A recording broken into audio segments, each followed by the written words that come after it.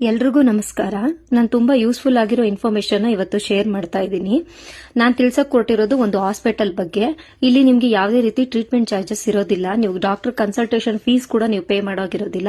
Absolutely free ಇರುತ್ತೆ. Doctor Chandramma Dayanand Sagar ಆಸ್ಪತ್ರೆ ಇದಿರೋದು Arohalli Kanakapura road ಅಲ್ಲಿ. ಬಸ್ ಸ್ಟಾಪ್ ಕೂಡ ಅಲ್ಲಿ ಗವರ್ಮೆಂಟ್ ಬಸ್ಸಸ್ ಎಲ್ಲ ಸ್ಟಾಪ್ ಕೊಡುತ್ತೆ. ಸೊ ನಿಮ್ಗೆ BPL ಕಾರ್ಡದಾರರಾಗಿದ್ರೆ ನೀವು ಯಾವುದೇ ರೀತಿ ಆಪರೇಷನ್ಸ್ ಎಲ್ಲ ಮಾಡ್ಕೋತೀರಾ ಅಂದ್ರೆ 70 to 80% ನಿಮ್ಗೆ ಡಿಸ್ಕೌಂಟ್ ಸಿಗುತ್ತೆ.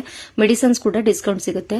60 ವರ್ಷ ಮೇಲ್ಪಟ್ಟ ವಯೋವೃದ್ಧರಾಗಿರ್ಬೋದು, ಯಾರಾದ್ರೂ ಇದ್ರೆ ಅವರಿಗೆ ಕಂಪ್ಲೀಟ್ಲಿ ಫ್ರೀ ಇರುತ್ತೆ. ಮೆಡಿಸಿನ್ಸ್ ಆಗಿರ್ಬೋದು, ಕನ್ಸಲ್ಟೇಷನ್, ಆಪರೇಷನ್ ಎಲ್ಲ ಪ್ರತಿಯೊಂದು ಕೂಡ ₹1 ಕೂಡ ಪೇ ಮಾಡೋ ಹಾಗಿರೋದಿಲ್ಲ. ಅವ್ರ ಹತ್ರ BPL ಕಾರ್ಡ್ ಇರಬೇಕು, ಆಧಾರ್ ಕಾರ್ಡ್ ಇರಬೇಕು.